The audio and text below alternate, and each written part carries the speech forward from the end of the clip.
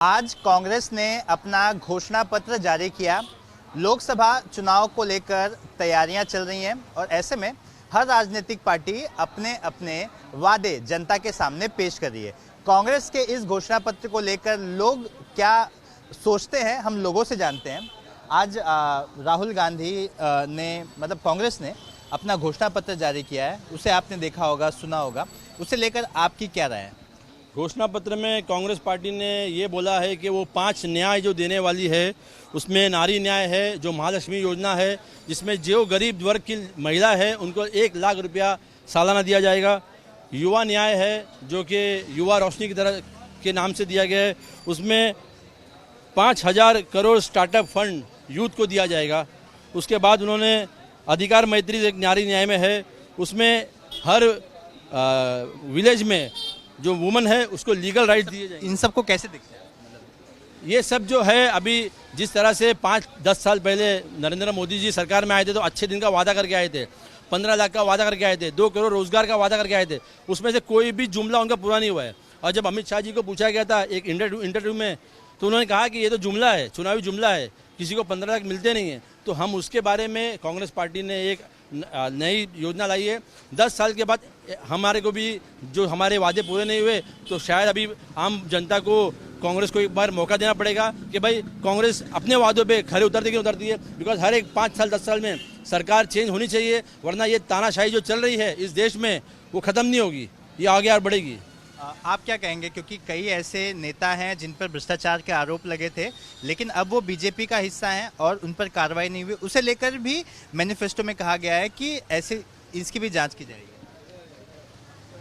BJP की washing machine में जो भी गया वो धुल के निकल गया, वो कोई भी हो।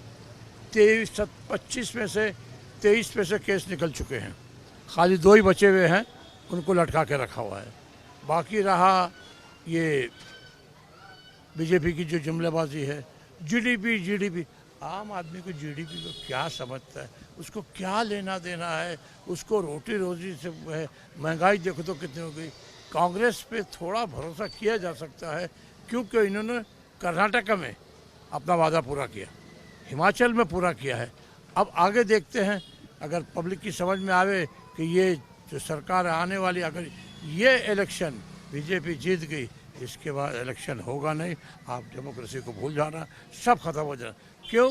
इसमें पूरा जुडिशरी तुम्हारा नहीं, ये ब्यूरोक्रेसी सब मिले हुए हैं, सब मिले हुए। और क्या हालात है आप देख रहे हैं, क्या चल रहा है। अरे कानून है, 24 घंटे में कोर्ट में खड़ा उसके बाद उसकी फरियाद सुनो, कोई सुनता नहीं, 14 दिन रिमांड। ये क्या चल रहा है? ये मुल्क कहाँ जाके रुकेगा? तो आने वाले दिन अच्छे नहीं हैं, समझे। अब कांग्रेस पे एक उम्मीद है, देखो उसका क्या। देखिए, कांग्रेस पर उम्मीद की बात कर रहे हैं, कांग्रेस की सरकार भी कई दिनों तक थी। आपको लगता है जो अब 10 सालों में विकास हुआ है, कांग्रेस के समय वो विकास नहीं हो पाया था एक, और जो घोषणा पत्र जारी किया है उसे एक आम आदमी कैसे देखता है? कांग्रेस जो किया है वो अच्छा ही काम किया है, वो गलत काम नहीं किया है। ये जो सरकार है जुमलाबाज सरकार है, इनका खाली जुमलाबाजी किया, वादा तो किया है लेकिन वादा के मुताबिक कुछ काम नहीं किया है बस। अग्निवीरों को लेकर चर्चा चल रही थी, अग्निपथ योजना को बंद करने की बात की जा रही है मैनिफेस्टो में। अग्निपथ जो योजना है, हमारे जो वीर सैनिक है, आज जो जवान है, जिनकी इच्छा है कि मैं आर्मी में जाऊं, सरहद पे जाऊं और काम करूं, उनको अग्निवीर में 4 साल का एक टर्म दिया गया है। 4 साल वो काम करेंगे, उनको पेंशन नहीं मिलेगा, उनको सरकारी तरफ से कोई बेनिफिट्स मिलेगा नहीं। आज एक एमएलए एक दिन बनता है, एक एमपी एक दिन बनता है, उनको साल भर पेंशन मिलता है, जिंदगी का पेंशन मिलता है। तो ये अग्निवीर में वो पेंशन खारिज कर दी गई है। कांग्रेस ने ये वादा किया है कि ये अग्निपथ जो उनका स्कीम है उसको कैंसिल करेगी। ये हम इसका वेलकम करते हैं, कांग्रेस को ये सब करना चाहिए, बिकॉज कांग्रेस ने भी पिछले टाइम में बहुत गलतियां की है। अगर उस गलतियों को सुधार के अगर कांग्रेस ने अच्छा काम किया और अपने वादे जो उन्होंने कर्नाटक में पूरे किए, तेलंगाना में पूरे किए, और उन्होंने जो हिमाचल प्रदेश में अपनी गारंटीज को पूरी की है, हम आम लोगों को चाहिए कि बेरोजगारी जो बढ़ी हुई है उसको कुछ कांग्रेस करेगा। रफाल सौदा, पीएम केयर, ऐसी तमाम चीज़ों को लेकर जांच करने की बात भी आज के घोषणा पत्र में कांग्रेस ने की है। आपको लगता है कि पीएम केयर हो गया, रफाल चीजों के? साहब ने बोल दिया मेरे को, बस वही है सब। एक आम आदमी क्या सोचता है? मेरे को बोल आता है, बोले को गला बेटा क्या बोलो मैं। नहीं आम आदमी ठीक है सब, अच्छा है ना। हाँ अपना सब लोग जो बोलेगा अपना वही है सब, हमारे बड़ा ये है। हम आप एक आम आदमी हैं, हाँ आप क्या सोचते हैं कि जिस तरह से कांग्रेस वादे कर रही है वो सही है या बीजेपी वादे कर रही है वो सही है?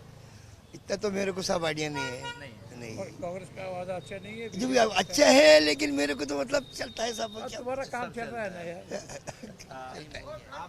आप क्या, आप यंगस्टर हैं, आप क्या कहेंगे?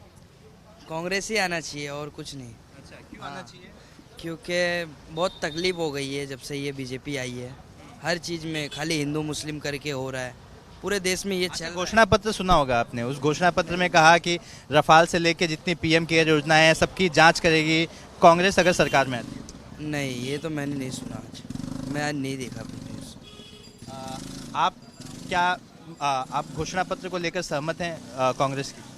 घोषणा पत्र तो मैंने सुना नहीं है, मगर जो भी हो रहा है, महंगाई है और जो हिंदू मुस्लिम हो रहा है, ये सब गलत हो रहा है। हम सब एक है, हिंदुस्तानी है, तो हिंदुस्तानी को एक साथ में होना चाहिए, जो भी हो।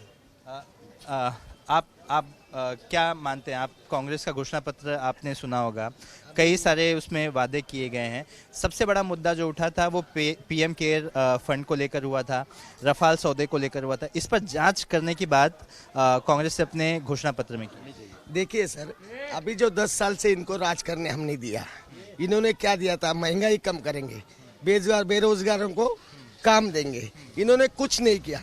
इन्होंने कांग्रेस हो या कोई और पार्टी हो, इन्होंने सिर्फ क्या किया? सब पार्टियों को बाहर करने के लिए ईडी सीबीआई का इनकी जांच लगा दी। इनके अंदर भी कितने भ्रष्टाचारी है देखो।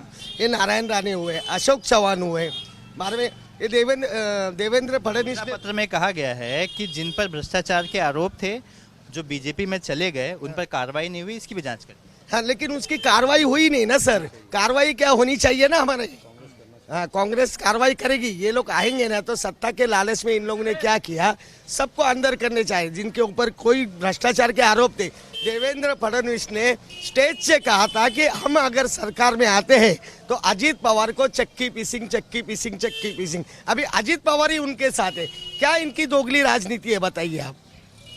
जब ये लोग भ्रष्टाचारियों को भी अपने अंदर लेते हैं और बोलते हैं कि भ्रष्टाचार ना खाऊंगा ना खाने दूंगा। एक आम आदमी बड़ा कंफ्यूज है सब चीजों। आम आदमी के लिए महंगाई और भ्रष्टाचार बहुत हुआ है, सब भ्रष्टाचारी इन्होंने लिए है। आम आदमी और देश के युवाओं की इनको चिंता ही नहीं है, सिर्फ हमें पैसा कौन देता है, यही इनका सोचना है। तो अभी हमने इतने लोगों को सुना, हर कोई कंफ्यूज है कि किस तरह की चीज़ें सामने दिखाई दे रही हैं। जो भ्रष्टाचार जिन पर आरोप लगा है अब वो उस पार्टी में है जो सत्ता में है।